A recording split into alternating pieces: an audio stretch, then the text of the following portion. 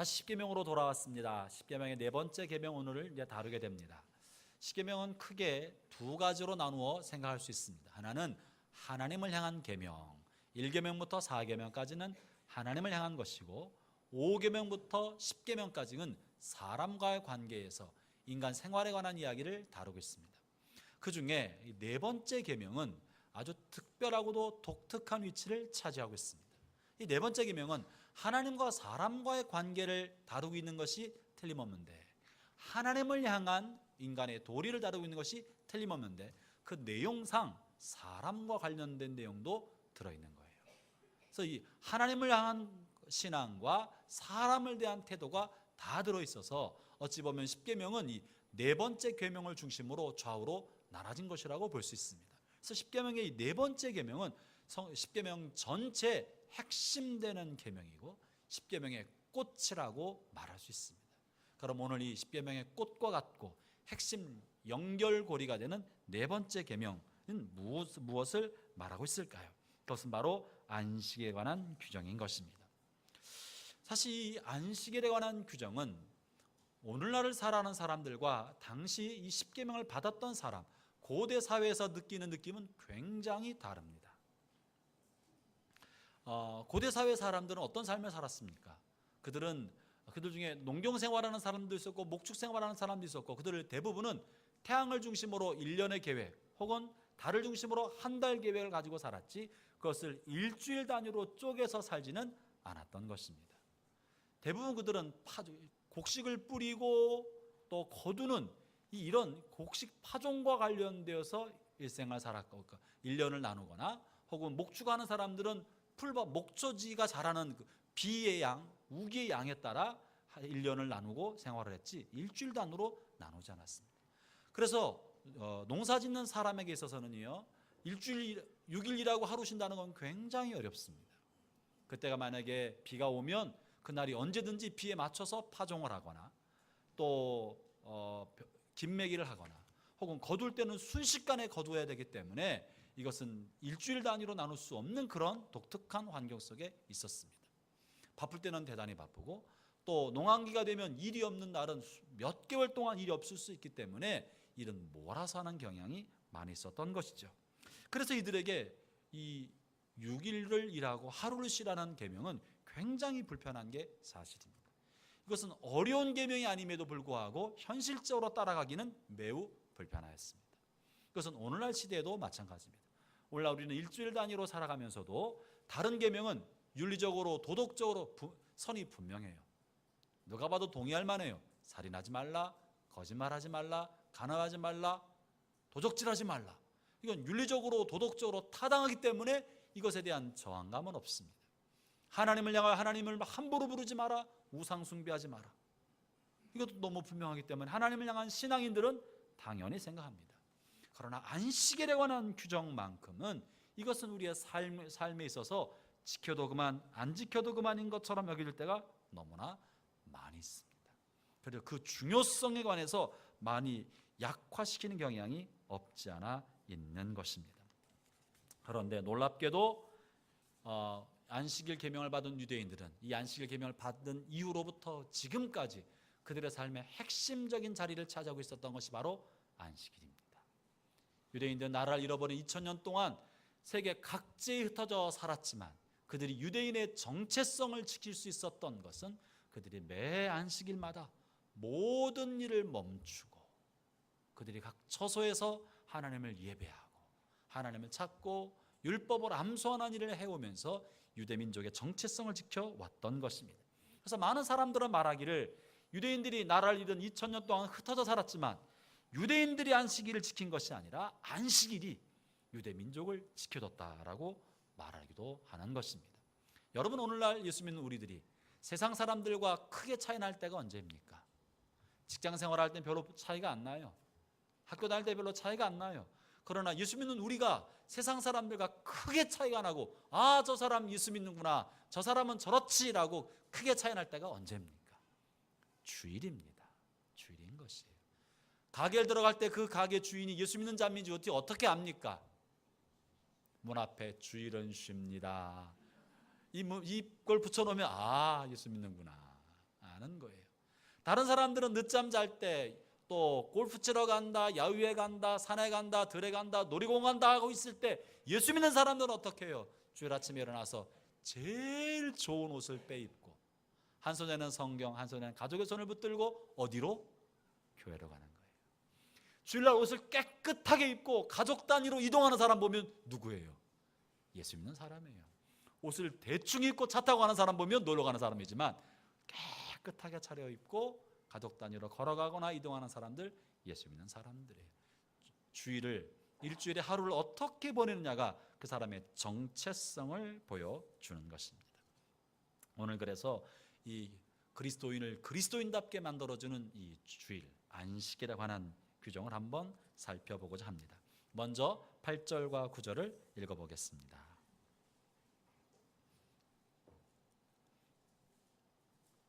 함께 읽겠습니다. 시작. 안식일을 기억하여 거룩하게 지키라. 엿새 동안 하니 힘써 내 모든 일을 행할 것이나. 이렇게 말씀하고 있습니다. 8절 9절이죠. 안식일에 관해서 말씀하시면서 제일 먼저 언급한 것이 무엇입니까? 엿새 동안 힘써 일을 하라는 것입니다. 성경은 일하는 것을 악으로 규정하지 않습니다. 일하는 것은 죄악의 산물이기 때문에 인간이 죄를 졌기 때문에 죄값으로 땀을 일한다고 말하고 있지 않습니다. 일하는 것은 하나님이 사람을 지었을 때 태초부터 가지고 있었던 하나님의 경륜이고 하나님의 뜻입니다. 하나님이 사람을 짓기 전에 하나님께서 내가 내 형상대로 사람을 만들겠다. 그래서 만물을 다스리게 하겠다라고 생각하시고 지으셨습니다. 그리고 지은 사람의 명령하기를 생육하고 번성하여 땅에 충만하라, 땅을 다스려라. 그러므로 이 세상을 지으신 하나님의 뜻을 받아 세상을 경영하고 운영하도록 하나님 우리에게 세상을 맡기신 것입니다. 하나님이 세상을 지으셨으나 지으신 하나님의 뜻을 이어받아 세상의 경영에 참여하도록 우리는 부르심을 받은 거예요. 삶의 모든 자리에서 세상을 경영하는 하나님의 일꾼 되고 대리인이 되어서 세상을 경영하는 이 모든 일은 창조의 일이고 하나님 우리를 지으신 목적인 거예요. 가정 안에서 가정을 운영하는 것이 그렇습니다. 일터에서 일을 하는 것이 세상을 경영하는 하나님의 경영에 참여하는 것입니다. 길에서 청소하는 것도 그렇습니다. 가게에서 물건 파는 것도 그렇습니다. 만물을 운영하시고 인간 세계를 경영하신 하나님의 놀라운 경영에 참여하는 일인 것입니다. 그러므로 그 일은 돈벌이를 위한 수단이거나 먹고 살기 위한 것이 아니라 나를 지으신 하나님의 창조의 목적 중에 하나라는 사실을 잊으면 안 됩니다. 여러분, 돈 벌기 위해서 일할 것이 아닙니다. 그러지 않기를 바랍니다. 우리는 하나님께서 공급하시는 거예요. 모든 쓸 것과 먹을 것은 하나님이 주시는 것입니다. 내가 일하는 것은 나를 지으신 그리고 온 우주와 인간 사회를 경영한 하나님의 경영에 참여하는 거예요. 내 어떤 물건을 팔든지 간에 그 물건이 사람 사이에 인류에게 또 함께 사는 사람들에게 유익한 물건을 파는 거예요. 물건을 공급하신 하나님의 경영에 참여하는 것입니다. 자녀를 가르치고 유치원에서 아이를 가르치고 학교에서 가르치는 것도 다음 세대를 양육한 하나님의 교육 경영에 일꾼으로 참여하는 것입니다. 그래서 여러분, 일을 소홀히 여기지 않기를 바랍니다. 일은 중요한 거예요. 힘써 일하라. 엿새 동안 힘써 일하라. 그러므로 우리는 우리의 주어진 삶의 자리에서 힘써 일하는 것입니다. 여러분, 오랫동안 우리 대한민국, 우리 한국 사람은 정말 열심히 일하는 민족이었습니다.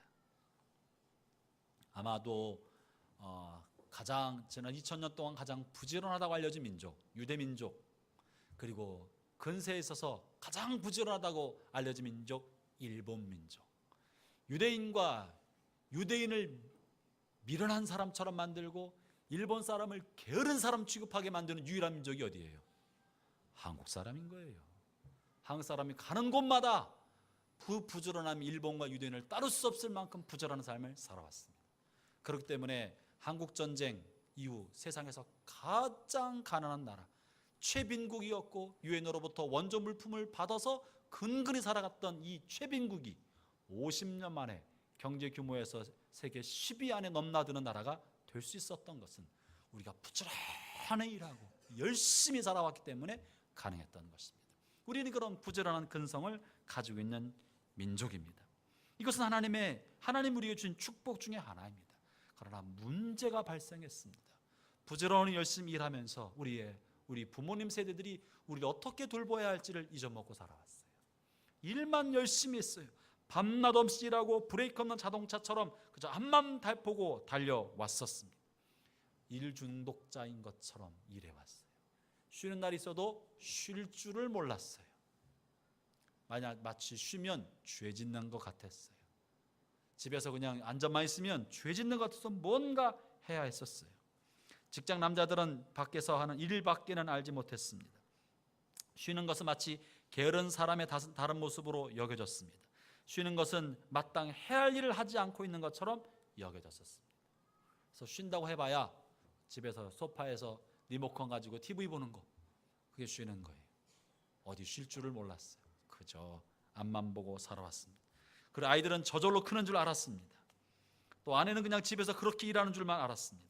그러면서 어려운 일이 생길 때마다 나는 할 수 있다, 할 수 있다, Yes I can을 외쳐가면서 무언가 목표와 성과를 위하여 앞만 보고 달려왔습니다.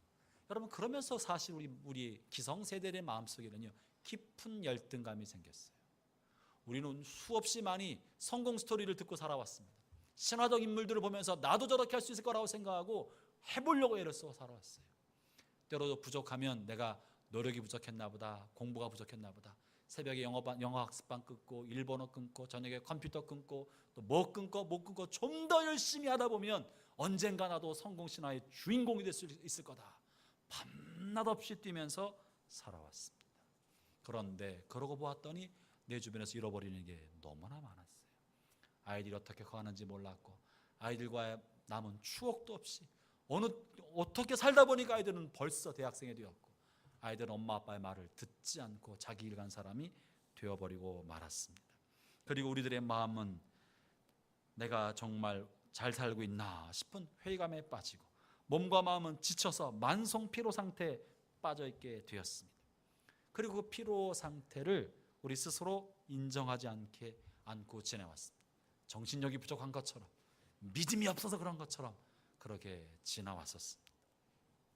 이런 현대 사회의 무한 경쟁 사회에서 벌어지는 현대인의 심리적 특성을 심리학자 폴 트루니에는 이것을 보편적 피로 상태라고 말하였어요. 다 피로에 쩌들어 있어요. 그리고 극도의 피로 상태로 스스로 몰아가고 있는 현대인의 문제, 보편적 피로 상태로 보았던 것입니다. 또 수년 전 유럽 독일의 제독 철학자, 한국인 철학자 한병철 박사는 이런 현대인의 사회 상태를 피로 사회라고 규정하면서, 이 피로 사회 속에 살아가는 사람들은 자기 자신이 망가질 때까지 자기 자신을 스스로 착취하면서 일 속에 매몰되어 간다고 갈파했습니다. 스스로 자신을 착취하는 거예요. 끊임없이 일 속에 무언가 목표를 향해 성과를 내기 위해, 무언가 사회 사람들과는 구별된 삶을 살기 위해, 더 나은 삶을 살기 위해, 더 높은 고지를 점령하기 위해서 끊임없이 자신을 학대하고 착취하고 자신을 억압하면서 일에 몰아갔다는 것입니다. 이것이 바로 현대사회가 가지고 있는 문제였던 것입니다. 이런 현대사회의 보편적 현상을 심리적 폭력이라고 또한 한병철 박사는 규정했었습니다. 여러분, 안식일은 이렇게 스스로 좀 더 벌기 위하여, 좀 더 나은 삶, 좀 더 여유 있는 삶, 무언가 자신이 목표한 그것을 얻기 위하여 자신을 착취하고 학대해가는 그런 현대인들이 삶의 브레이크를 주기 위하여, 그런 현대인들에게 브레이크를 주기 위하여 하나님이 만들어 놓은 장치인 것입니다. 그것은 하나님께서 우리를 위해 주신 장치인 것입니다. 브레이크를 걸지 못하고 앞만 보고 달려가는 사람들은 언젠가 그 기차는 파손되게 되어 있고 패망하게 마련인 것입니다. 아무리 좋은 것도요, 많이 먹으면 독이 됩니다. 좋은 보약도 많이 먹으면 독약이 되는 것입니다.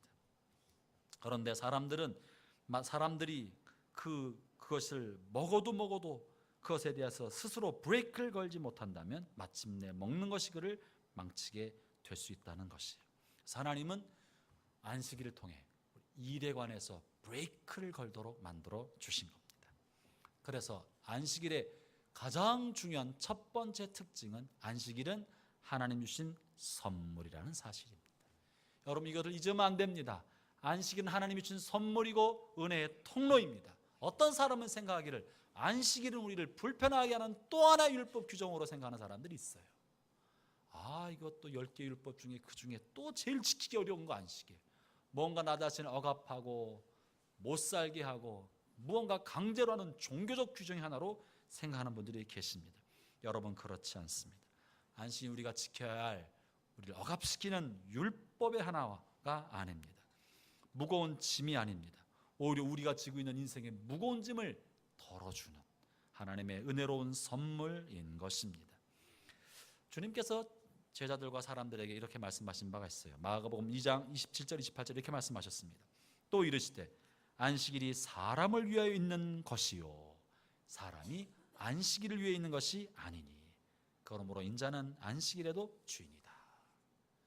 여러분 사람이 안식일을 위하여 안식일 규정을 지키게 하기 위하여 있는 것이 아니고 안식일을 주신 것이 사람을 위해서 준 것입니다.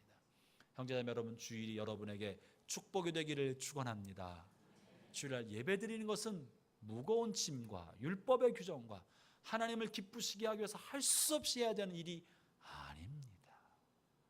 만약에 내가 아내를 만나는 시간, 연인을 만나는 시간이 나에게 부담스러운 짐이라면 어떻게 행복한 가정이 되겠습니까? 하나님 앞에 나아가는 시간은 축복인 것입니다. 그러므로 하나님은 우리에게 선물로 주신 것입니다.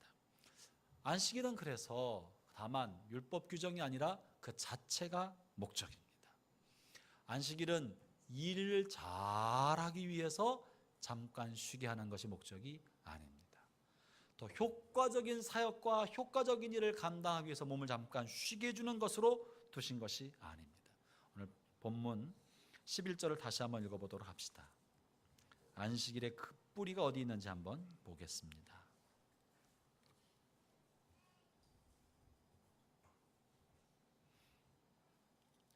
시작.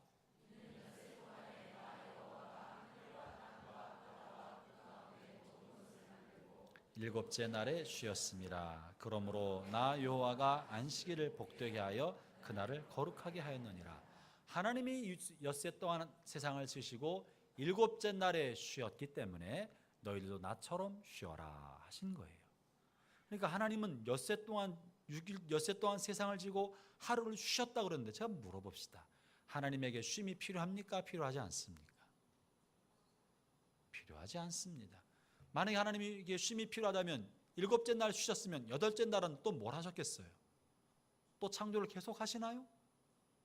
하나님이 쉬고 있는 동안에 세상은 누가 지키고 누가 별과 달과 해는 운행하셨나요? 쉬고 있는 동안에 여전히 나무와 풀은 자랄 텐데 생명은 누가 주셨나요? 하루 동안 하나님이 생명을 주지 않고 그들을 붙들지 않으시면 생명은 다 죽지 않았겠습니까? 하나님이 쉬셨다는 것은 정말 모든 일을 딱 멈추고 있었다는 것은 아닙니다. 하나님의 쉼은 다시 무언가 하기 위한 재충전의 시간이 아닙니다. 안식일은 사실은 창조의 일환이었던 거예요. 창조의 일환이었던 거예요. 안식일까지 지날 때 창조가 완성되는 것입니다.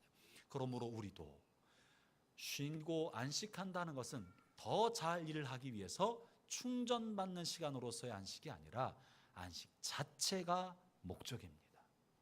일을 위한 보조 기능을 하는 것이 아니라 쉼 자체가 하나님의 창조의 일환이고 쉼 자체가 내게 주신 뜻인 거예요. 형제자매 여러분, 일만 중요한 것이 아니라 안식 자체도 중요합니다. 전 여러분이 여러분의 삶 속에서 안식을 누리기를 축원합니다. 안식을 누려야 합니다. 하나님은 안식 가운데 계신 분이신 거예요.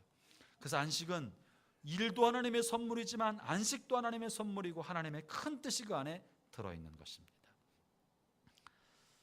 하나님은 안식을 통해 우리를 또한 복되게 하시고 하나님의 복에 우리를 참여시키는 거예요. 안식일을 복 주셨기 때문에 그 안식일에 들어가는 것은 우리가 복을 받는 길이 되는 것입니다. 두 번째, 안식일이 갖고 있는 또 중요한 의미 중에 하나는 안식일은 일단 일을 멈춘다는 것입니다. 안식일이 가지고 있는 핵심적인 개념 중에 하나는 일을 멈추는 것입니다. 일을 하지 말라는 것은 흔들릴 수 없는 하나님의 확고한 말씀입니다. 여러분, 안식일 규정을 잘 살펴보면 안식일에 예배에 관한 이야기가 들어있습니까? 없습니까? 없어요. 십계명에 안식일을 지켜라, 예배하기 위해서, 이런 말이 없습니다. 또 뭘 해라, 쉼을 통해서 일을 멈추고 뭘 해라, 이런 말도 없습니다. 사실은 쉬어라 하는 말도 없습니다. 십계명에 나와 있는 안식의 목적은요, 그냥 일을 하지 말라는 거예요. 일을 안 하는 것 자체가 십계명에 쓰인 안식의 목적인 것입니다. 9절 10절을 다시 한번 봅시다. 여러분, 내용을 생각해 보면서 성경이 뭘 말하고 있는지 한번 찾아보자고요. 9절 10절 읽어보겠습니다. 시작. 행할 것이나 일곱째 날은 내 하나님 여호와의 안식일인즉 너나 내 아들이나 내 딸이나 내 남종이나 내 여종이나 내 가축이나 내 문 안에 머무는 객이라도 아무 일도 하지 말라. 그러면 본문을 볼 때 우리가 본문에서 갖고 있는 안식일의 의미를 왜곡하면 안 되고 오해하면 안 됩니다. 성경에 말하는 핵심은 예배를 드리기 위해서 쉬라는 것이 아니라 그냥 일하지 말라는 거예요. 그냥 일하지 말라는 거예요. 왜 그러면 일하지 말라고 했을까요? 여러분, 정직하게 생각해 봅시다. 일하는 게 유익해요? 일하지 않는 게 유익해요? 일하는 게 왜 유익해요? 수입이 있으니까. 일은 수입과 관련된 거예요. 그죠? 괜한 노동을 하는 것이 아닙니다. 이 사람들은 노예도 아니고 일꾼도 아닙니다. 다 자유인이고 자영업자들인 셈이고 자기 땅과 자기 양과 소를 키우는 사람들입니다. 그런데 일을 하지 않는 건 그만큼 하루분의 수입이 줄어든다는 거예요. 굳이 본문에서 무엇을 하기 위하여 일을 멈추란 말을 하지 않고 일하지 말라고 말하고 있는 것은 일주일 중에 하루는 돈 벌지 말라는 거예요. 경제활동을 하지 말라는 거예요. 그 하루만큼은 무언가 일을 위해서, 경제활동을 위해서, 수입을 위해서, 나 자신의 유익을 위해서 쓰지 말고 그것을 멈추고 하나님이 주신 것을 받아 누리라는 거예요. 하나님의 돌보심을 믿고 경제의 돈이 종이 되지 말고 누리라는 것이 목적인 것입니다. 그러니까 쉼 자체만이 아니라 돈벌이를 멈추고 내게 주신 것을 누리도록 하신 거예요. 우리가 만나를 생각해 보면 알 수 있습니다. 광야를 지나는 동안에 하나님께서 이스라엘 백성에게 철저하게 훈련시킨 거 있어요. 40년 동안 반복해서 실물 교훈을 시킨 게 있어요. 그게 뭡니까? 그게 바로 만나의 훈련이에요. 만나는 그들은 농사 짓지 않았지만 아침마다 들판에 내리는 만나를 주어서 하루의 양식으로 살아갔습니다. 아침마다 부지런히 만나를 거둬들여야 가족이 하루의 음식을 먹을 수 있었습니다. 근데 놀랍게도 7째 날에는 만나가 내리지 않았습니다. 만나가 안 내렸는데도 희한하게 어제 모아놓은 만나가 그날만큼은 하루가 더 연장되어서 이틀을 먹을 수 있게 해주셨어요. 다른 만나들은 하루 지나면 다 썩었는데 6째 날 내린 만나는 하루를 더 보존해서 이틀을 먹게 만들어 주신 거예요. 다시 말하면 7째 날은 만나를 거두는 경제활동을 하지 말아라. 이미 받은 만나, 이미 주신 것으로 누려라. 그래도 부족함이 없다. 그 다음에 또 다른 만나를 주신다는 것입니다. 그러므로 사랑하는 형제자매 여러분, 오늘을 사는 우리가 이 안식일을 어떻게 오늘의 삶에 적용할 수 있겠습니까? 사업하시는 분들, 가게하시는 분들 쉽지 않은 내용인 줄 제가 잘 압니다. 하루의 매상이 얼마인데. 그러나 경제활동보다 더욱더 중요한 건 하나님이 나를 돌보신다는 것을 신뢰한다는 거예요. 나는 물질에 매이지 아니하고 하나님의 돌보신 가운데 살아간다는 것을 나 자신에 확인시켜 주는 것입니다. 이것은 지혜롭게 적용할 필요가 있습니다. 중요한 건 이 날이 언제인지는 사람마다 다를 수 있어요. 예를 들면 어떤 사람에게는 주일날 일할 수밖에 없는 사람들이 있어요. 모든 사람이 주일날 일을 멈추면 어떻게 되겠습니까? 이 사회에 큰일 납니다. 우리 아이가 아프면 어떡합니까? 그죠? 당장 사고가 나면 어떻게 처리합니까? 누군가 사람들을 위하여 그 일을 계속 해야 할 사람들도 필요한 거예요. 그러니까 안식일은 날짜만이 중요한 것이 아니고 일주일에 하루는 내가 하나님이 주신 것을 누리며 산다. 내 것으로 경제활동하지 않고. 어떤 날은 그 사람이, 어떤 사람에게는 일요일날 꼭 근무해야 할 서비스 업종에 종사하는 사람은 근무할 수밖에 없는 거예요. 병원에 또는 누군가 도움을 원하는 필요한 사람들이 있는 곳에 근무하는 서비스 업종에 종사하는 사람들은 사람들을 섬기는 차원에서 주일날도 일해야 되는 사람이 있습니다. 그러면 주일날 말고 다른 날을 쉬어서라도 하루를 쉬고 경제활동을 멈추게 하는 것이 성경의 의도인 것입니다. 형제자매 여러분, 이 일을 하루 멈춤으로 우리가 물질의 종이 아니라는 사실을 자기 스스로에게 알려주는 것입니다. 이것은 개인뿐 아니라 주변에 관련된 모든 사람도 그렇게 하라고 말하고 있습니다. 신명기 5장 12절부터 16절에는 안식일에 관하여 좀 더 자세히 십계명을 풀어서 설명한 바가 있습니다. 신명기에 기록된 십계명의 내용, 그 중에 네 번째 계명을 한번 같이 읽어보도록 하겠습니다. 자막이 없는데요, 여러분 성경을 펴시길 바랍니다. 신명기 5장 12절부터 16절입니다.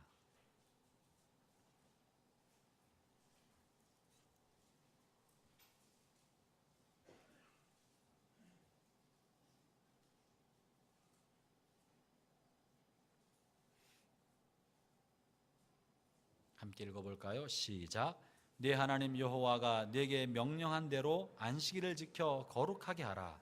엿새 동안은 힘써 네 모든 일을 행할 것이나 일곱째 날은 네 하나님 여호와의 안식일인즉 너나 네 아들이나 네 딸이나 네 남종이나 네 여종이나 네 소나 네 나귀나 네 모든 가축이나 내 문 안에 유하는 객이라도 아무 일도 하지 못하게 하고 내 남종이나 내 여종에게 너같이 안식하게 할지니라. 너는 기억하라. 네가 애굽 땅에서 종이 되었더니 내 하나님 여호와가 강한 손과 편팔로 거기서 너를 인도하여 내었나니 그러므로 내 하나님 여호와가 네게 명령하여 안식일을 지키라 하였느니라. 신명기에 말하고 있는 안식일의 근거는 네가 애굽에서부터 구원받지 않았느냐, 애굽에 있을 때는 종으로 살았지만 네가 이제는 자유인이 되지 않았느냐, 자유인이 되었으니 더 이상 어떤 것에도 종이 되지 말고 물질에 종되지 말고 자유인으로 살아라 하는 이야기가 안식의 뿌리인 거예요. 출애굽기에서는 하나님이 6일 동안 창조하셨고 하루를 쉬었으니 하나님의 형상대로 지음받은 너도 그러해라 말씀하고 계시지만 신명기에서는 네가 종이었다가 자유인이 되었다. 더 이상 무엇에도 종이 되지 마라, 물질에 종되지 마라 하고 말씀하고 계신 것입니다. 그러면서 나 자신뿐 아니라 나와 관련된 모든 사람도 다 쉬게 했습니다. 어떤 분들을 보니까 사업을 하시는데 본인은 주일날 예배를 드린다고 본인은 직장에 나가지 않고 본인은 교회 나와요. 근데 다른 직원들은 다 나와서 근무하게 만들어. 그건 안 되는 거예요. 본인의 본문에 보면 내 여종이나 남종이나 너처럼 안식하게 하라. 그들도 쉬게 해주는 거예요. 뿐만 아니라 뭘 말합니까? 소나 나귀나 가축이나 들짐승까지 다 쉬게 해라. 피조세계도 쉼을 주는 것입니다. 그것이 하나님께서 말씀하고 안식의 의미인 거예요. 모든 피조물이 스스로 힘으로 아니라 하나님 주신 무한한 은총으로 그날 하루를 쉬도록 해주는 것이 하나님의 뜻인 것입니다. 사랑하는 형제자매 여러분, 이것은 권면이 아니라 성경에서 하나님이 우리에게 주시는 준엄한 명령입니다.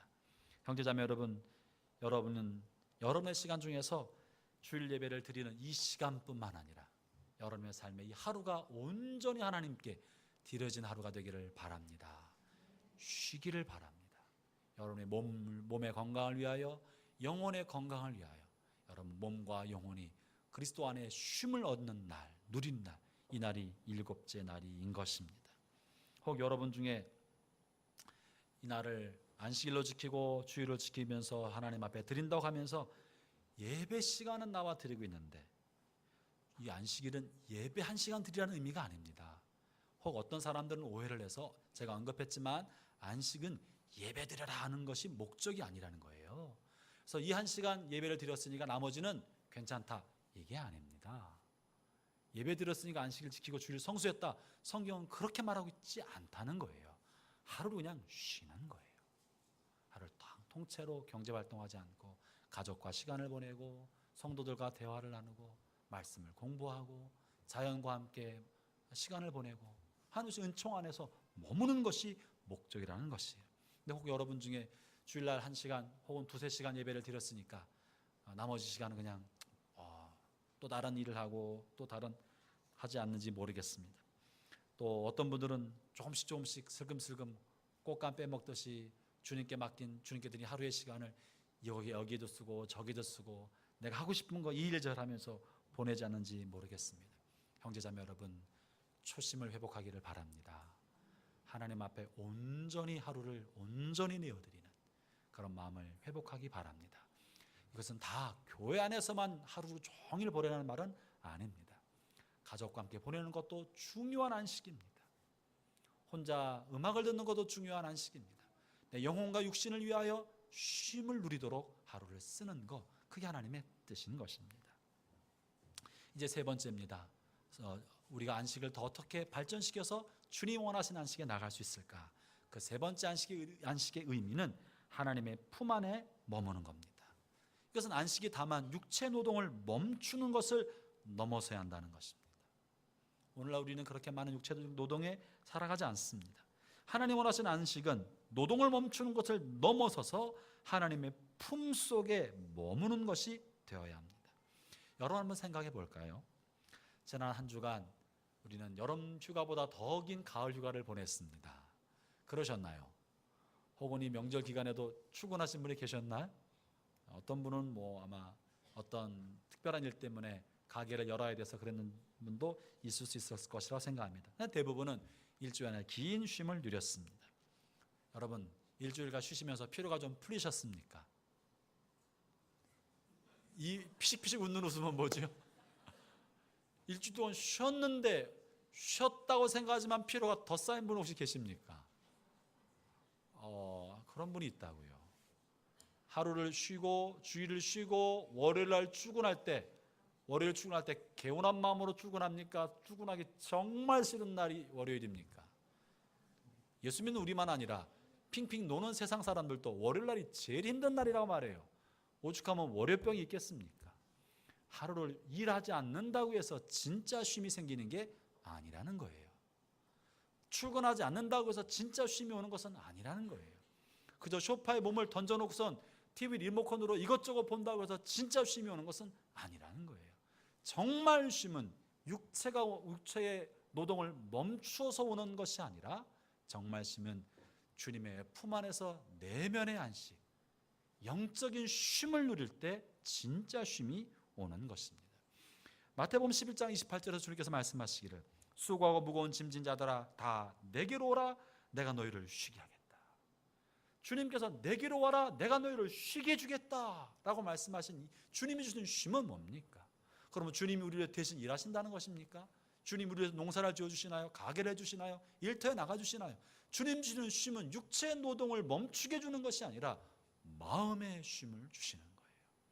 영혼의 쉼을 주시는 거예요. 그래서 안식의 진짜 3번째 3차원적 의미는 주님의 품 안에서 쉼을 누리는 것입니다.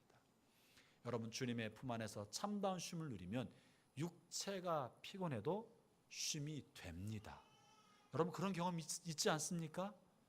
몸은 서너 시간밖에 못 자고 굉장히 피곤해. 근데 아침에 일어났는데 잠깐만 자도 개운해, 가뿐해. 마음이 즐겁고 감격에 넘칠 때 몸의 피곤을 넘어서는 쉼을 누릴 수 있는 것입니다. 주께서 수고하고 무거운 짐진 자들아 다 내게로 가져와라 내가 너희를 쉬게 해주겠다. 내가 안식일의 주인이다. 주님이 주시는 안식을 받아 누릴 때 우리는 참다운 쉼을 얻을 수 있다는 것입니다. 우리가 잘 아는 위대한 신학자, 초기 교회 시대 교부요 기독교 신학의 토대를 놨던 어거스틴은 말하기를 내가 그리스도 안에서 안식을 얻기까지 내게는 쉼이 없었습니다. 그리스도 안에서 진짜 안식을 누릴 때까지 내 마음은 내 육체는 쉼이란 걸 몰랐습니다. 이 일을 해왔다 일을만 해서 그렇단 말은 아닌 거예요. 마음이 분주하고 마음이 쫓기고 마음이 경쟁심과 미래에 대한 염려와 불안과 무언가 얻으려고 하는 집착에 쫓기면 마음은 늘 불안하고 마음은 늘 지쳐있는 사람이 되는 것입니다. 이 안식일에 관해서는요, 유대인들이 훨씬 더 안식일에 관한 놀라운 통찰력을 가지고 있습니다. 유명한 유대인 랍비 아브라함 헤셀은 안식이라는 책에서 안식에 대해서 이렇게 말한 바가 있습니다. 유대교는 시간의 성화를 목표로 삼는 시간의 종교이다. 유대교는 우리에게 시간 속에서의 거룩함을 배우라고 말한다. 매주 맞이하는 안식일이야말로 우리의 대성전이다. 우리의 지성소는 로마 사람들과 독일 사람들이 태워 없애지 못할 성육이다. 안식일은 삶의 막간이 아니라 삶의 절정이다. 이 아브라함 햇살이 말하고 있는 놀라운 통찰력은 뭐냐면 시간의 지성소를 말하고 있는 거예요. 지성소, 성전은 건물만 생각했는데 유대인들에게서의 지성소는 이미 공간도 잃어버리고 나라도 빼앗기고 예배당도 없는 그들은 안식일이 될 때, 안식일 속에 안식일의 여명이 밝아오기 시작할 때 그들은 안식하는 하나님의 품속으로 들어가는 것입니다. 시간의 성전 속에 들어가는 거예요. 그래서 그 안식일 하루 종일 주님과 함께 머무는데, 그것이 집이든 일터든 혹은 아우슈비츠크 수용소든 어디 있든지 간에 주님의 품속에서 쉼을 누리고, 그것이 진짜 지성소이기 때문에 로마 제국도 나치도 히틀러도 이 거룩한 지성소에서 유대인들을 뺏지 못한다고 말하고 있는 것입니다. 그러므로 안식은요, 그저 내가 주 앞에 드리는 의무감이 아니라 우리에게 주신 축복입니다. 여러분, 주일 아침에 햇빛을 맞으며 하루를 맞이할 때 주님의 지성소에 들어가는 감격 속에 주일을 맞기를 축원합니다. 오늘은 주님의 날이다. 오늘은 여호와의 날이다. 주님의 날이다. 주님의 품으로 들어가는 것처럼 하루의 햇빛을 맞고, 그리고 주님의 품 안에 머무는 것처럼 하루를 보내는 것, 그것이 안식의 진짜 의미인 것입니다. 전쟁터 같은 세상에서 치열한 싸움을 잠시 멈추고 나 자신의 이익을 위해 발버둥쳤던 그 아우성을 멈추고 오직 하나님께만 집중하는 하루, 이 날은 하나님께 드려진 거룩한 날이기 때문에 마음속에 타오르던 정욕의 불길도 이기심과 자존심의 시퍼렇게 날선 말들도 멈추어야 하는 것입니다. 형제들을 향한 논쟁의 칼도 판단과 정죄의 손가락질도 분노의 불도 품어서는 안 되는 것입니다. 안식일은 걱정하거나 근심하는 날이 아닙니다. 논쟁하거나 다투는 날이 되어서도 안 됩니다. 안식일은 하나님 안에 있는 즐거움을 누리는 날입니다. 그러므로 그 즐거움을 떨어뜨리는 어떤 행위도 받아들여서는 안 되는 것입니다. 또한 안식일은 찬양하는 날입니다. 그러므로 안식일을 무얼 달라고 하면서 하나님께 떼쓰거나 요청하는 날이 되어서는 안 됩니다. 안식일은 기쁨의 날이요 부활의 날입니다. 그러므로 안식일에는 금식이나 애도나 슬픔의 표시도 해서는 적절하지 않습니다. 그래서 그리스도인은 이 주일날에는 장례도 치르지 않습니다. 주님이 부활하신 날인데 이 부활의 날 외에 죽음의 장례를 치르나, 장례가 3일장이 걸려도 그 다음 날 하는 게 기독교적인 예법입니다.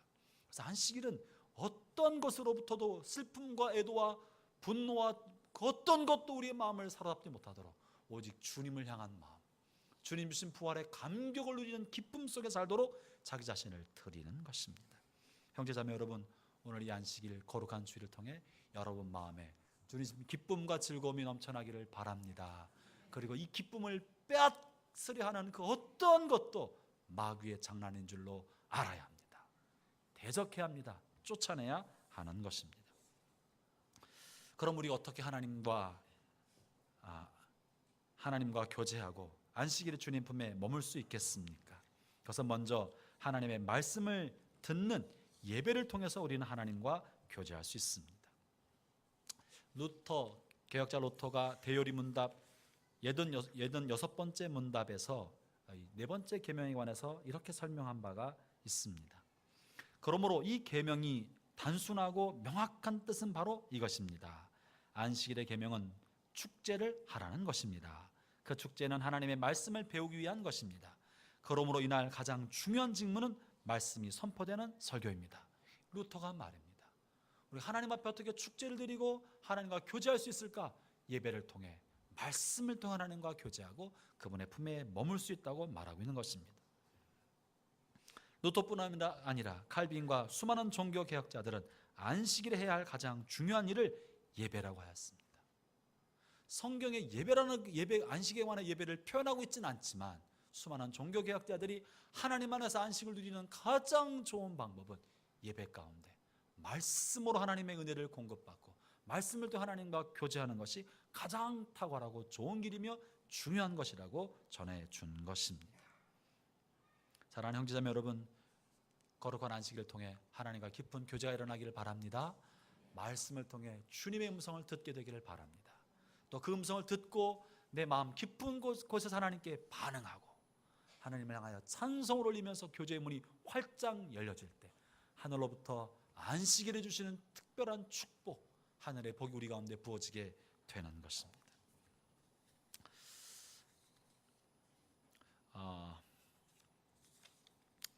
지금은 이미 지나간 역사적 인물이 되어버렸는데요, 김대중 전 대통령이 역사적 정권 교체를, 여야 정권 교체를 이루고 나서 첫 번째 초대 비서실장으로 당시에 한때 노태우 정권에서 노태우 대통령 시절 청와대 정무수석으로 지냈던 김중권 비서실장을 초대 비서실장으로 임명한 적이 있었습니다. 그때 큰 센세이션이 일어난 적이 있었어요. 왜냐하면 김중권 의원은 노태우 대통령 시대에 정무수석으로 있었던 5공의 인물인데, 이 민주인사이고 5공의 탄압을 받았던 김대중 대통령이 첫 번째 초대 비서실장으로 그 사람을 앉히는 것에 대해서 굉장히 말이 많았던 그런 때가 있었습니다. 근데 이 김중권 의원은 어떤 사람이냐면 어렸을 때부터 약수교회에서 신앙생활을 해왔던 신실한 신앙인입니다. 30대 말에 약수교회 장로가 되었던, 아주 어린 나이에 장로가 되어서 평생 교회 중직자로 봉사했던 신실한 믿음이고 또 존경받는 교회 장로였었습니다. 그가 김대중 대통령으로부터 비서실장을 맡아달라고 이야기를 들었을 때 그가 이렇게 말했답니다. 저는 영남 사람이고 노태우 대통령을 모셨던 사람입니다. 비서실장은 대통령과 고락을 같이 하고 대통령님의 속마음을 아는 사람이 해야 되는데 저는 대통령을 잘 모르는데 어떻게 제가 하겠습니까? 저는 안 됩니다 라고 고사했습니다.